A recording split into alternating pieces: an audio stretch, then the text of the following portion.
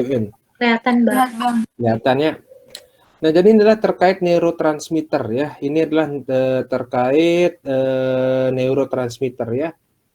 Jadi umpama nih teman-temannya asetylcholine ya. Jadi asetylcholine ini fungsinya apa ya? Asetylcholine ini ternyata fungsinya itu dia sebagai aktivitas otot ya. Jadi ketika otot ini gerak ya mungkin bisa cenderung asetylcholine, perlu suatu asetylcholine. Nah, kemudian belajar ya, memori, daya ingat. Tapi yang paling dominan itu daya ingat ya. Jadi asetylcholine ini merupakan neurotransmitter yang berperan dalam memori, daya ingat ya. Seperti itu ya. Tunggu deh, saya accept temannya dulu. Ya, jadi yang paling berperan terkait daya ingat di dalam tubuh kita ini adalah asetylcholine ya. Nah, kemudian ya ketika asetylcholine turun ya, ketika asetylcholine ini turun di dalam tubuh ya, kadarnya turun di dalam otak ya, otomatis daya ingat pasiennya ya akan terganggu sehingga bisa mengakibatkan Alzheimer ya. Alzheimer ini kan pikun istilahnya gitu ya, penyakit pikun ya. Nah, kemudian dopamin ya, ini kenapa saya jelasin dulu karena penyakit-penyakit selanjutnya ini akan berperan terhadap neurotransmitter ini ya. Kemudian dopamin ini ya dia bisa sebagai emosi ya. Jadi emosi, kemudian dia movement ya, gerak ya. Jadi dopamin ini lebih ke gerak ya, gerak dengan emosi ya. Dopamin ini lebih ke gerak dengan emosi, kemudian attention katanya di sini ya, daya perhatian seseorang akan sesuatu ya. Nah, terus ketika dopamin ini berlebihan ya, maka akan menginduksi terjadinya skizofrenia ya. Jadi yang namanya pasien-pasien dengan skizofrenia itu yang kelebihan dopamin ya. Skizofrenia itu kelebihan dopamin ya. Nah, kemudian kalau umpama jadi pada pasien skizofren ini ya, Dek ya, emosi. Jadi pasiennya terlalu emosi, ya. Emosi, bisa marah-marah, bisa ngomong-ngomong sendiri. Terus kemudian perhatian akan sesuatu itu jadi berlebihan. Ya, jadi dia memperhatikan umpama tembok itu seperti berbicara dengan dia ya. Terus dia mungkin melihat keluarganya yang sudah meninggal ya. Jadi secara langsung kalau skizofrenia itu yang kelebihan dopamin ini kayak orang kesurupan lah mungkin gitu ya. Kayak orang kesurupan kalau saya ibaratkan gitu ya.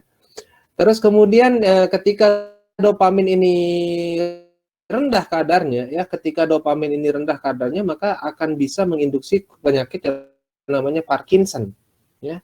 Akan bisa menginduksi penyakit yang namanya Parkinson ya. Nah, Parkinson itu kan ditandai dengan adanya tremor ya, di mana dopamin ini dopamin ini kan berperan dalam gerak juga.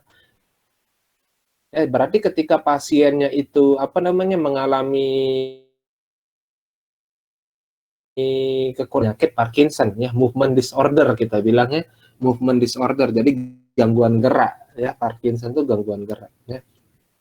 Nah, kemudian serotonin ya. Serotonin ini lebih ke ini ya, lebih ke mood ya.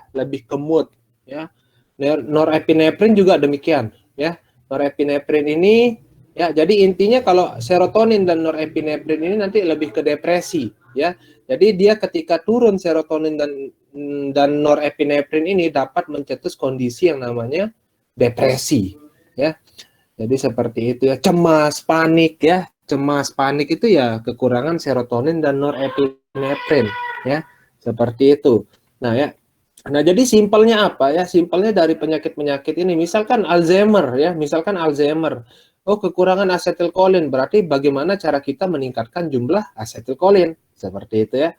Dopamin. Oh, dopamin ini kalau dia kelebihan akan mengakibatkan terjadinya skizofrenia. Berarti pada skizofrenia kita harus menghambat dopaminnya. Ya. Terus kemudian kalau kekurangan dopamin akan menginduksi penyakit yang namanya Parkinson.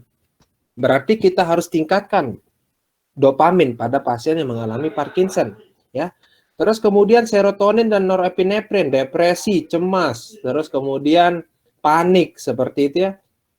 Berarti ketika pasien mengalami kekurangan serotonin, norepinefrin bisa mengalami depresi. Berarti tata laksana kita pada pasien yang mengalami depresi adalah meningkatkan jumlah norepinefrin ataupun serotoninnya, seperti itu ya.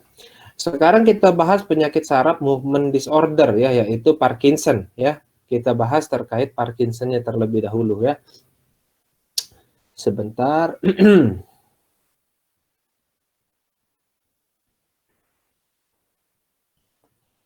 Salah.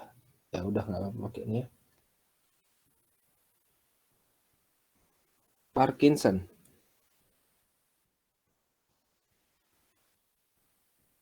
Jadi Parkinson disease berarti ini adalah suatu penyakit Parkinson ya. Parkinson disease berarti suatu penyakit Parkinson ya. Ada juga Parkinsonism deh ya. Ada juga Parkinsonism ya. Kalau Parkinsonism ini adalah penyakit Parkinson yang diinduksi oleh obat-obatan ya. Tapi kalau umpama Parkinson disease berarti ya penyakit Parkinson yang disebabkan karena faktor usia ya. Jadi penyakit Parkinson ini biasanya pasien-pasien yang usia lanjut ya. Kenapa bisa pasien usia lanjut mengalami penyakit Parkinson ya? Karena kekurangan produksi. Apa yang kurang tadi pada pasien Parkinson? Dopamin. Ya, karena kekurangan produksi dopamin ya. Jadi kalau saya ibaratkan seperti ini deh ya. Jadi ada kaitannya dopamin dan norepinefrin dan asetilkolin ya. Ada kaitannya dopamin dan asetilkolin ini sebenarnya gitu ya. Jadi ibaratkan suatu timbangan deh ya. Jadi ya kemarin saya pernah contohin suatu timbangan, anggaplah ini suatu timbangan ya. Anggaplah ini suatu timbangan. Tunggu ya. Nah, jadi anggaplah ini suatu timbangan ya. Anggap ini suatu timbangan ya. Jadi ini adalah dopamin D, saya tulis D, dan ini adalah asetilkolin. Nah, ini jumlahnya harus seimbang ya. Antara dopamin dan asetilkolin ini harusnya seimbang ya. Nah, namun pada pasien yang mengalami Parkinson, apa yang turun tadi? Dopamin ya. Dopaminnya rendah ya. Seolah-olah apa akibatnya? Seolah-olah asetilkolinnya yang meningkat ya. Jadi dopaminnya rendah, jadi seolah-olah asetilkolin ini meningkat. Sebenarnya normal aja jumlahnya. Tapi karena dopaminnya yang rendah, jadi seolah-olah asetilkolinnya meningkat. Bisa dipahamin? Bisa, Bang. Bisa ya? Oke. Ya, jadi seperti itu ya. Jadi pada pasien yang mengalami Parkinson, otomatis bagaimana caranya kita meningkatkan jumlah dopamin ini ya.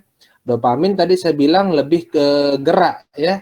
Berarti pasien-pasien yang mengalami Parkinson ini akan terganggu geraknya ya. Akan terganggu geraknya terkait kekurangan dopamin. Jadi mungkin tangannya tremor ya, ketika dia berjalan itu seperti robot ya. Seperti robot kalau kita bilangnya Kak. Nanti banyak teman-teman nemuin kalau di polisaraf ya, orang-orang tua itu ya banyak ya Parkinsonnya seperti itu ya. Nah, untuk meningkatkan jumlah dopamin ini, kita punya prekursor dopamin deh. Ya. Jadi lini pertamanya itu kita akan menggunakan prekursor dopamin. Ya. Prekursor dopamin. Jadi ibaratkan kita memberikan dopamin dari luar. Ya. Nah, prekursor dopamin ini adalah levodopa. Ya. Jadi tata laksana awal itu ya kita akan menggunakan levodopa deh. Ya. Yang dimana kita pasti akan meningkatkan jumlah dopaminnya menggunakan levodopa. Ya. Nah, levodopa ini akan diubah deh ya. Levodopa ini akan diubah menjadi dopamin. Ya. Levodopa akan diubah menjadi dopamin oleh suatu enzim ya. Oleh suatu enzim, nama enzim ini adalah dekarboksilase. Dopa dekarboksilase ya. Dopamin dekarboksilase. Inilah saya tulisnya dopa dekarboksilase. Dekarboksilase ya. Nah, jadi fungsinya enzim dopa dekarboksilase ini adalah merubah levodopa menjadi dopamin. Sampai sini bisa dipahamin? Bisa, Bang. Oke ya. Kita bahas lagi ya, Nah, Untuk levodopa, ya, untuk levodopa ini, ya, sifatnya adalah dapat menembus BBB. Tahu BBB ya? Ya, blood brain barrier, ya. Jadi apa bahasa Indonesianya blood brain barrier tuh? Apa sawar apa bahasa Indonesianya, Dek? Sawar otak. Ya, gitulah ya. Ya. Jadi bisa menembus BBB. Untuk levodopa ini bisa menembus BBB, Dek. Namun untuk dopamin tidak dapat menembus BBB. Tidak dapat menembus BBB. Ya. Kalau dopamin tidak dapat menembus BBB. Kalau levodopa dapat menembus BBB. Ya. Nah, pada pasien yang mengalami Parkinson itu kekurangan dopaminnya di otaknya, Dek. Ya. Jadi kekurangan dopaminnya itu cuma di otak, enggak seluruh tubuh, cuma di otak aja yang kekurangan dopamin. Ya, namanya neurotransmitter, pasti berhubungan dengan saraf.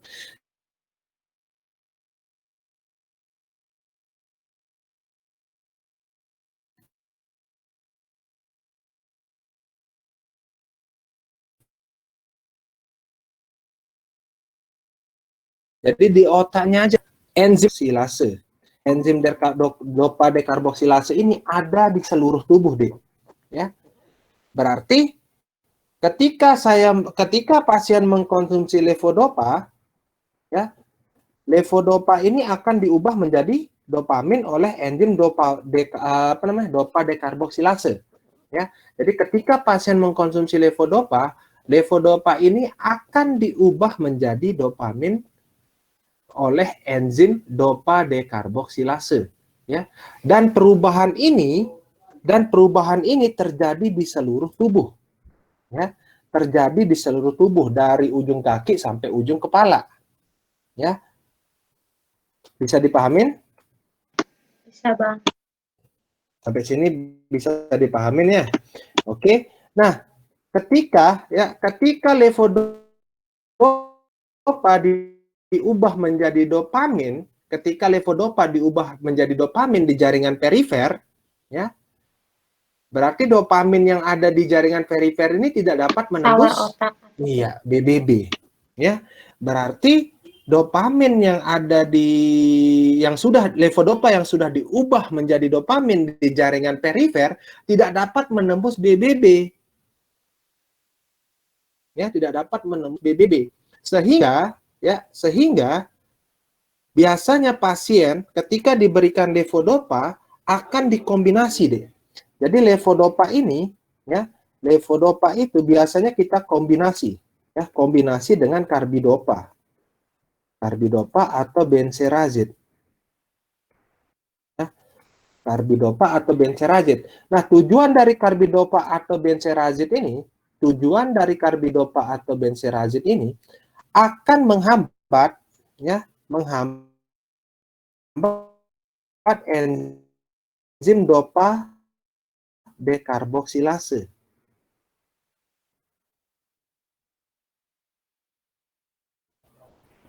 Ya. Tujuan dari pemberian karbidopa atau benserazid ini akan menghambat dopa dekarboksilase di perifer. Jadi tidak akan terjadi perubahan levodopa menjadi dopamin dimasuk ke dalam otak. Paham nggak maksud saya?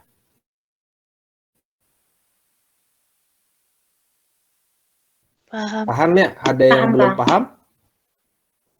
Saya ulangin lagi ya.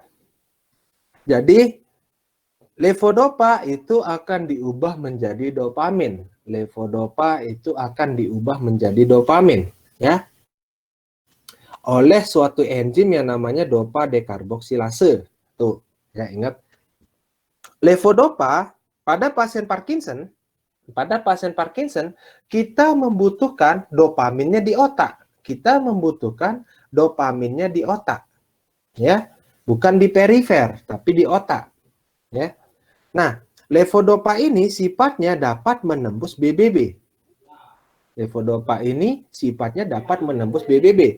Namun dopamin tidak dapat menembus BBB. Bisa dipahamin? Halo? Bisa. Oke, bisa ya. Nah, enzim dopa dekarboksilase ini ada di seluruh tubuh, dari otak sampai ujung kaki ada.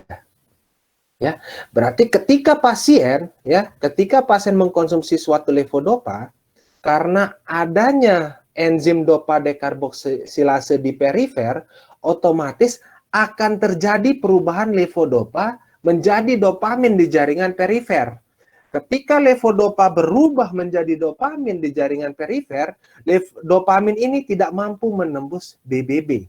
Ya, berarti efektivitas levodopa akan menurun karena sudah diubah menjadi dopamin di jaringan perifer. Seperti itu. Sehingga strategi yang dapat kita lakukan adalah kita dapat mengkombinasi levodopa dengan suatu obat yang menghambat dopa dekarboksilase di perifer. Biar apa? Biar tidak akan ya, sehingga apa? Levodopa akan tetap menembus ke sistem saraf pusat, istilahnya gitu, akan tetap menembus ke BBB, ya, tetap menembus ke BBB. Nanti levodopa yang ada di BBB itu akan diubah menjadi dopamin, ya, sehingga seperti itu ya, gambarannya seperti itu. Makanya dikatakan seperti ini, ya, dikatakan seperti ini. Ketika pasien hanya menggunakan levodopa tunggal, ya, efektivitasnya cuma 20%. Efektivitasnya cuma 20%. Namun ketika diberikan levodopa yang dikombinasi dengan karbidopa, ya, yang dikombinasi dengan karbidopa atau benserazid, ya, efektivitasnya menjadi 70%. Efektivitasnya menjadi 70%. Makanya di lapangan itu banyak sekali ya obat-obatan levodopa yang dikombinasi dengan karbidopa atau levodopa dikombinasi dengan benserazid, seperti itu. Tujuannya apa kombinasi tersebut? Untuk meningkatkan kadar dopamin di otak, untuk meningkatkan efektivitas levodopa, seperti itu. Ya, bisa dipahamin sampai sini? Bisa, Bang. Bisa. Ya? Jadi, terapi pertama pada pasien Parkinson adalah kita akan memberikan levodopa. Ya, bisa kita kombinasi dengan karbidopa, seperti itu ya. Nah, ketika pasien ya sudah kita berikan umpama levodopa dan karbidopa, namun tetap terjadi gejala motorik, tremor, ya, rigid, segala macam gitu, ya. Maka kita bisa simpulkan bahwasannya levodopa dengan karbidopa ini belum mampu, ya, belum menunjukkan efek terapinya. Nah, sehingga solusinya adalah kita bisa menambahkan obat-obatan, ya, obat-obatan seperti mayo inhibitor, ya, seperti mayo inhibitor atau dopamin agonis, ya, atau agonis dopamin, ya, atau agonis dopamin. Mau pilih mana? Bebas, mau pilih apa aja, ya. Nah, yang perlu saya terangkan di sini adalah, ya, kalau umpama dopamin agonis ini, agonis dopamin ini ada dua, deh. Agonis dopamin ada dua, ya. Agonis dopamin ada dua, ya. Itu yang pertama ada yang derivat ergot, ya, derivat ergot, dan ada derivat non ergot, ya. Nah, contohnya derivat ergot ini adalah bromokriptin, ya. Contohnya adalah bromokriptin. Kalau non ergot ini pramipexol, ya. Contohnya, ya. Nah, pada kasus Parkinson kita lebih dianjurkan, untuk menggunakan yang non ergot. Jadi kita lebih dianjurkan untuk menggunakan yang non ergot, ya. Jadi boleh pakai agonis dopamin, tapi yang non ergot terlebih dahulu. Karena apa? Kalau kita menggunakan yang ergot, ya derivat yang ergot, itu resiko efek sampingnya lebih tinggi. Jadi relatif lebih aman tuh yang non ergot seperti itu, ya. Jadi bisa kita kombinasikan levodopa, karbidopa dengan pramipexol, boleh, ya. Terus kalau mayo inhibitor, boleh nggak dikasih? Boleh, boleh dikasih mayo inhibitor. Contohnya apa? Selegilin, ya. Contohnya selegilin, ada resagilin, ya. Ini boleh, mau pakai apa aja boleh, ya. Mau pakai apa aja boleh, ya. Mau pakai agonis dopamin duluan boleh, boleh. Mau pakai mayo inhibitor duluan boleh, boleh, ya. Nggak ada ketentuan, ya. Nggak ada ketentuan. Tapi kalau adik baca di Piro itu biasanya, ya. Kalau adik baca di Piro itu biasanya dia melihat usia, ya. Dia melihat usia biasanya. Jadi selegilin ini biasanya digunakan pada usia yang di bawah 56 tahun kalau nggak salah range-nya di Piro, ya. Tapi kalau ada baca guideline tidak ada range usia di sana, ya. Tidak ada range usia di sana, ya.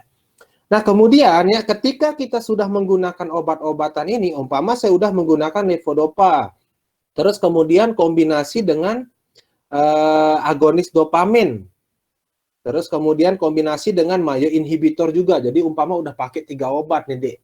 Ya, kita sudah pakai 3 obat. Tapi tetap terjadi gejala motorik, ya. Tetap terjadi gejala motorik, barulah kita bisa menambahkan, ya. Barulah kita bisa menambahkan seperti amantadin, ya. Boleh kita tambahkan amantadin atau trihexylpenidil, ya. Trihexylpenidil, ya. Jadi ini langkah akhir, penambahan langkah akhir, ya. Amantadin atau trihexylpenidil ini merupakan penambahan di akhir, bukan di awal, ya. Nah, ini obat-obatan ini nanti ingin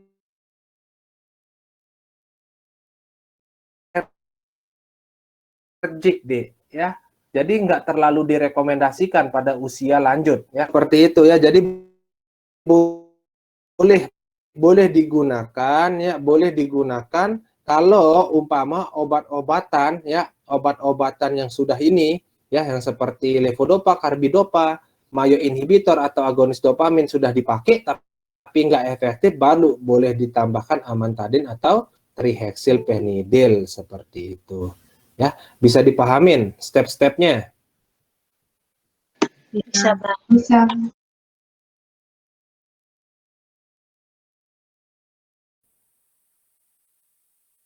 Ya, jadi step-stepnya seperti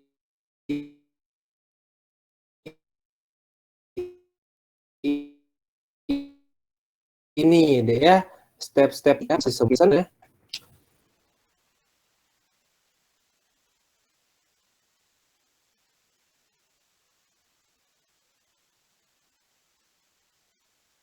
Jadi ini untuk NICE, ya, biasanya, ya, kalau dokter syaratnya juga pakai guideline NICE, ya. Nih deh, ya. Duh. Dan install. Apa ini? Dan install. Oke. Ya, jadi ini deh, ya. Jadi semuanya ada di sini, ya.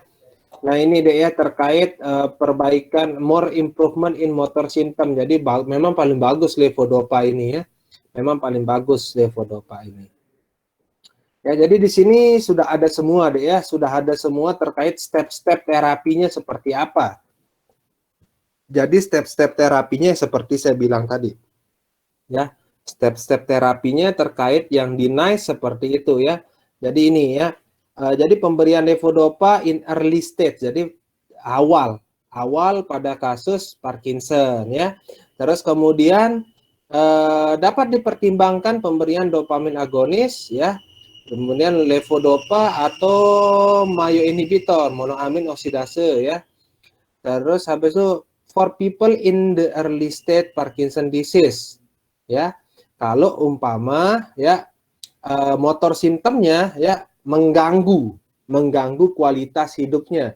Misalkan dengan adanya gerakan tremor-tremor itu dia sampai nggak bisa minum, sampai nggak bisa makan, sampai nggak bisa melakukan aktivitas seperti itu. Jadi bisa menggunakan dopamin agonis, bisa pakai levodopa atau bisa pakai myoinhibitor, bebas. Tapi balik lagi ke awal di atas ini, bahwasanya levodopa yang diberikan pertama kali, ya. Nah, terus di sini dikatakan ya, do not over ergot derivat yang tadi saya bilang. Jadi dopamin agonis itu ada dua jenis, ya. Ada dua jenis, ada yang ergot dan ada yang non ergot. Jadi nggak boleh kita memberikan yang ergot, ya. Jadi pakainya yang non ergot seperti itu, ya. Jadi seperti itu. Jadi banyak di sini ya. Nah, terus sekarang kita lihat yang punyanya Indonesia. Seperti apa sih katanya kalau yang punyanya Indonesia? Ya. Tunggu saya lihatin yang Indonesia. Mana yang Indonesia ini PPK Neurologi Parkinson, halaman berapa Parkinsonnya? Parkinson. Udah tetanus saja. Penyakit Parkinson halaman 218. Penyakit Parkinson halaman 218.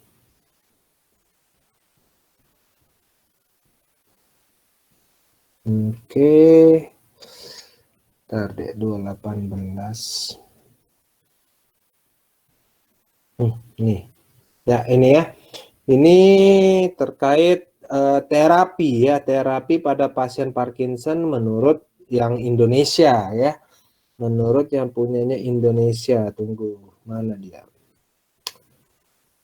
Wih, banyak. Dokter kalau udah belajar gini-gini banyak pasti ya. Belum belajar obatnya, obat apa yang dipakai, diagnosa dan lain-lain ya. Nah, ini ya. Jadi dia ya sama ya. Mana dia? Terapi farmakologi. Nah, ini terapi farmakologinya, Dek, ya. Jadi terapi untuk tujuan modifikasi, terapi simptomatik awal, motorik, levodopa, myoinhibitor, agonis dopamin ya, pramipexol. Yang intinya ini kan yang non ergot ya. Ini yang non ergot, agonis dopaminnya ya. Yang ini yang non ergot ya. Nah, terus habis itu ya ini banyak ya. Sama aja dia. Ini dipakai NICE juga. Levodopa dapat dipakai sebagai terapi simptomatik pada pasien dengan penyakit Parkinson stadium awal. Ya, pasien dengan penyakit Parkinson ya awal dengan gejala motorik dapat diberikan kombinasi levodopa dengan dopa dekarboksilase inhibitor. Yang tadi itu apa contohnya dopa dekarboksilase inhibitor? Apa contohnya tadi? Karbidopa. Iya, karbidopa atau benserazid sepertinya sama deh ya, sama. Agonis dopamin non ergot bla bla bla ya, lebih dianjurkan daripada golongan agonis dopamin yang golongan ergot sama ya. Ini dia kombinasi NICE dengan NHS kalau di sini ya. Jadi intinya terapi Parkinson itu ya seperti itu deh, seperti yang tadi itu ya. Nah, terus kemudian kebanyakan pasien dengan Parkinson ini ya, kebanyakan pasien dengan Parkinson ini kalian akan menemukan efek samping berupa ortostatik hipotensi. Ya. Kalian dapat menemukan efek samping ya yang sering terjadi adalah ortostatik hipotensi. Jadi semua obat-obatan yang meningkatkan kadar dopamin itu dapat mencetus kondisi hipotensi deh. Ya, dapat mencetus kondisi hipotensi. Ya. Jadi kalian harus waspada terkait ortostatik hipotensinya. Tunggu deh, ribut banget ya main game.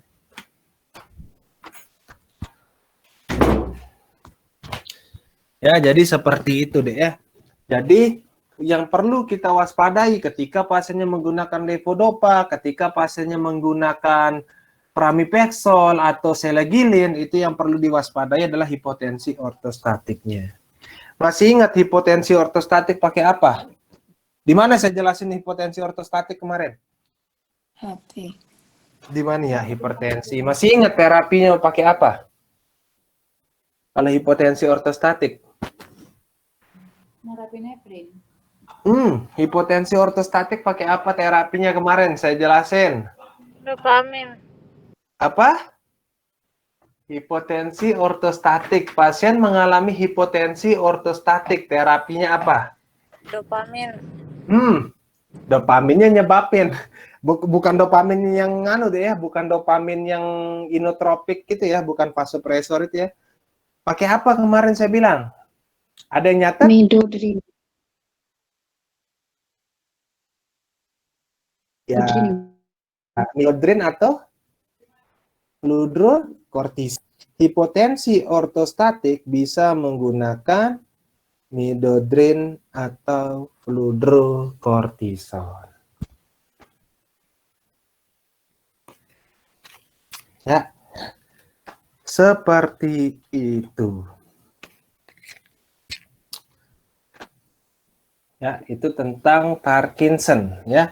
Itu tentang Parkinson deh ya. Kalau kemarin itu saya disuruh membandingkan ini deh. Ya.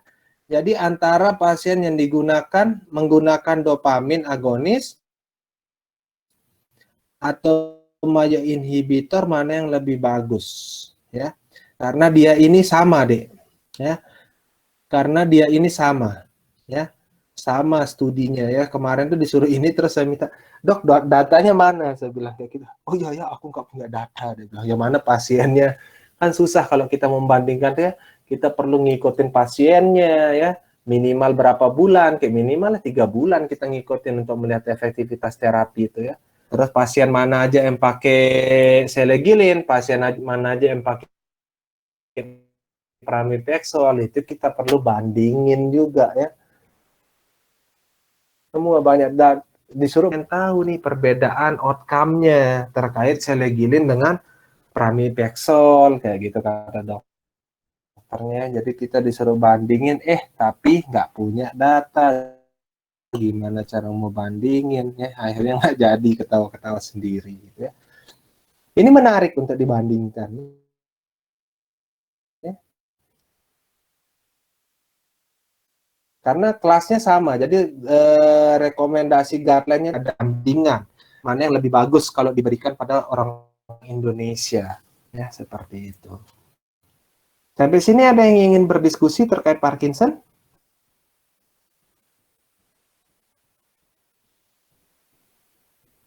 Mau tanya boleh? Boleh deh, boleh. Gimana? Jadi tadi kan berdasarkan penjelasan Abang ya, untuk penambahan terakhir itu kan kalau misal pasiennya masih mengalami gangguan motorik, itu kan ditambahkan amantadin atau trihexylpenidil. Iya, benar. Nah, kalau misal itu orang, maksudnya pasien tersebut usianya lanjut usia, apakah tetap diberikan amantadin atau tidak? Resiko, benar. Ada resiko karena ada efek kolinergic kan Bang, nanti pasiennya tambah pikun gitu kan. Nah terus alangkah baiknya itu seperti apa Bang? Tetap ditambahkan atau bagaimana? Jadi ini deh ya, ini sebenarnya clinical judgment nih jatuhnya ya, keputusan seorang klinisi kalau yang seperti ini ya. Kalau pertanyaan adik ini keputusan seorang klinisi jatuhnya deh ya. Jadi umpama mana lebih baik saya menambahkan trihexylpenidil atau tidak ya. Mana lebih baik saya tambahkan trihexylpenidil atau tidak. Kalau saya pribadi deh ya, saya lihat terkait demensianya dulu. Saya lihat terkait derajat kepikunannya dulu ya. Kalau seumpama pasiennya itu memang memang terlalu pikun ya udah sekalian pikun aja, nggak masalah. Ya memang udah nggak bisa diatasin, ya udah sekalian aja pikun.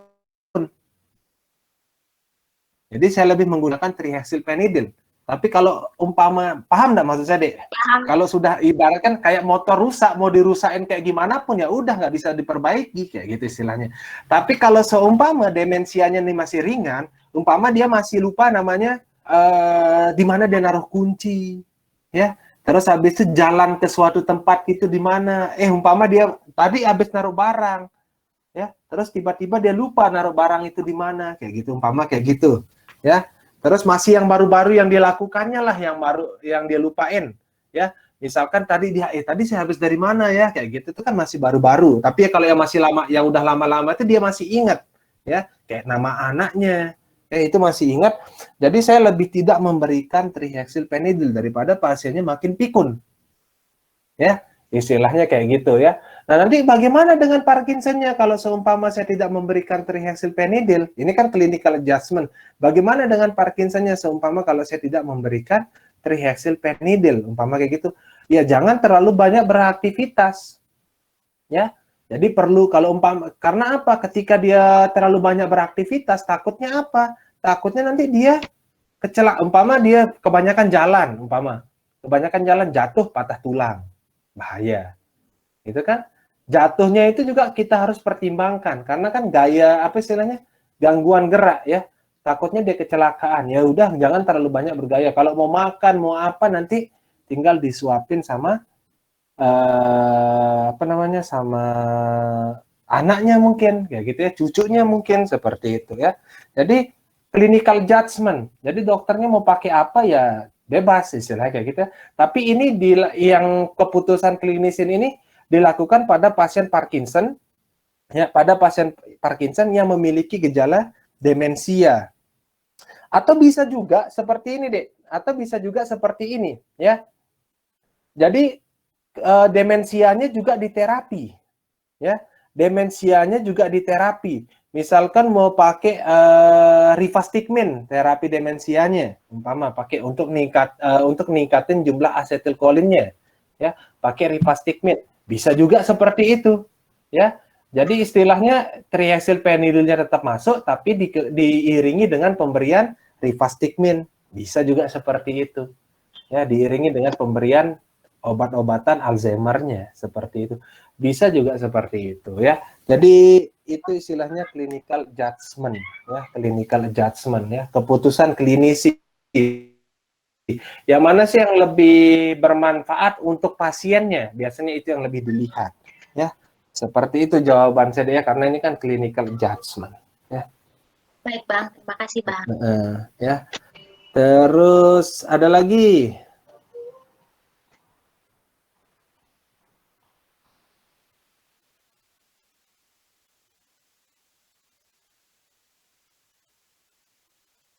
Ya.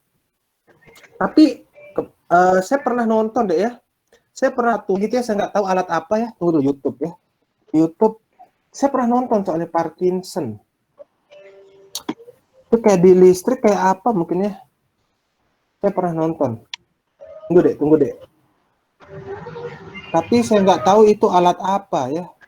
Nah ini. Ya. Ini saya nggak tahu dia gunakan alat apa, tapi dahsyat. Ya. Tremor.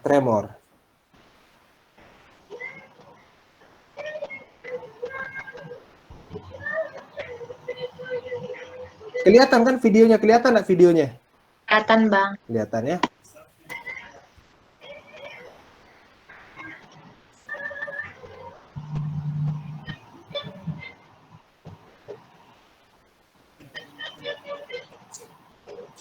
Nah ini saya nggak tahu ini alat apa ya. Saya nggak tahu ini alat apa.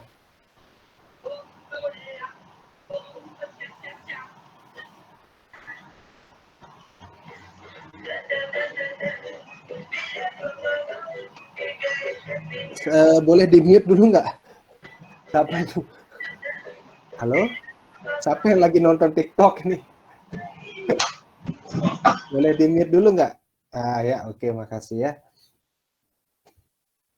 Nah, jadi ini makin menjadi-jadi tremornya, nggak tahu nih ya.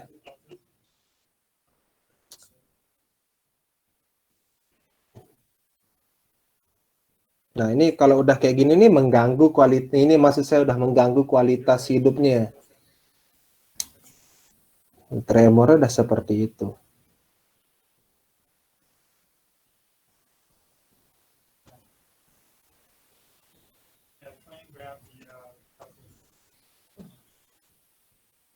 Nah,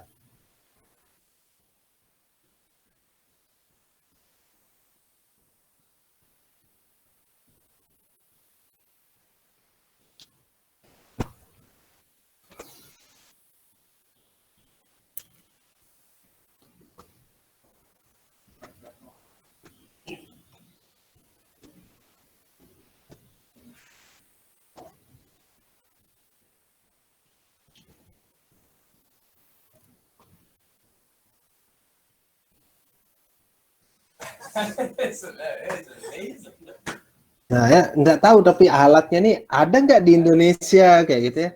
Nggak tahu alatnya nih ada nggak di Indonesia. Jadi udah mantep lah kayak gitu ya. Bang Nah, mau tanya lagi boleh? boleh gimana? Jadi gini, kalau kemarin itu kan waktu saya magang itu ada tuh memang pasien yang nebus untuk obat Parkinson. Nah, Mm-mm. di apotek saya itu kan nggak cuman saya yang masih mahasiswa magang, tapi ada juga kayak sales-sales obat gitu loh, Bang. Ya, Nah, benar. sales vitamin. Terus mungkin mungkin itu trik marketing mereka ya. Jadi kayak udah nebus obat, terus si mbak-mbak salesnya itu kayak nawarin gitu loh, Pak ini buat vitamin sarafnya, buat Parkinson. Oh ya, Nah, terus ya. pasiennya nanya ke saya, Mbak, kalau saya udah dapat obat dokter, saya tambah vitamin, kayak misalnya kan vitaminnya kayak ada asetilkolin, cuman yang gabungan gitu Bang, yang kompleks. Apakah Mhm. bagus atau enggak Mbak gitu. Terus saya Kalau bingung sih Bang jawabnya apa. Soalnya kan nah, saya nggak tahu apakah ada reaksinya atau ada interaksi gitu Bang. Sebaiknya gimana Bang? gini deh, kalau kalau pasien Parkinson itu kan seolah-olah deh ya, seolah-olah pasiennya itu kelebihan apa tadi? Dopaminnya rendah, apa yang tadi seolah-olah kelebihan? Apa tadi? Asetilkolinnya, Asetilkolinnya yang ya. berlebih. Jadi kalau seumpama kita menambahkan jumlah asetilkolin ya makin tremor pasiennya. Makanya pasien-pasien Parkinson itu diberikan antikolinergik yang menghambat aktivitas dari asetilkolinnya. Ya, jadi nggak cocok ketika pasien Parkinson akan diberikan yang namanya asetilkolin. Ya, nggak cocok. Istilahnya kayak gitu. Vitamin-vitamin yang menambahkan jumlah asetilkolin itu nggak cocok pada pasien Parkinson. Tapi cocoknya pada pasien yang mengalami demensia, Alzheimer, itu baru cocok. Ya. Nah, terus habis itu kemudian ya ini yang perlu saya tekankan ya. Ini yang perlu saya tekankan ya. Jadi kita ini bukan istilahnya kita ini seorang farmasi ya. Kita ini seorang farmasi di mana obat-obatan itu baik obat kimia ya, baik obat kimia ataupun obat herbal itu harus sebelum kita pasarkan harus melakukan uji ya.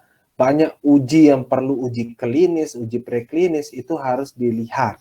Ya, satu, harus dilihat. Jangan kita ini seperti apa ya? Mungkin ada yang tahu MLM ya, MLM kayak apa dulu tuh zaman saya kuliah semester 2 tuh ya, Melia Natur Indonesia. Tahu ada yang tahu enggak itu? Tahu Bang. Ya, ada yang pernah ikut? Enggak Bang. Oh iya. Ya, Melia Natur Indonesia. Woi, propolis Melia Biang bisa untuk semua penyakit. Bohong. Ya. Tidak ada satupun obat yang bisa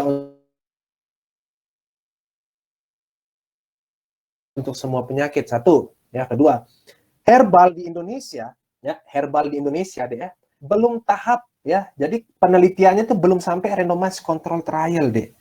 Ya. Randomized control trial itu belum sampai ya. Jadi belum tahu efektivitas klinisnya itu seperti apa, kita belum tahu ya. Tapi tetap dijual, satu tetap dijual dengan dua dengan harga yang mahal. Ketiga, herbal itu bukan untuk obat, bukan untuk mengatasi, tapi untuk pencegahan. Ya, pernah nggak lihat herbal? Pernah nggak lihat herbal? Oh, obat herbal ini mengatasi, mengobati. Tidak pernah istilahnya dia mengobati, tapi pasti mencegah. Ya, tapi pasti mencegah. Nah, bagaimana kalau umpama pasiennya memang sudah sakit? Ya, nggak bisa dicegah lagi, istilahnya kayak gitu ya. Nah, terkait penggunaan herbal, terkait penggunaan herbal, ya.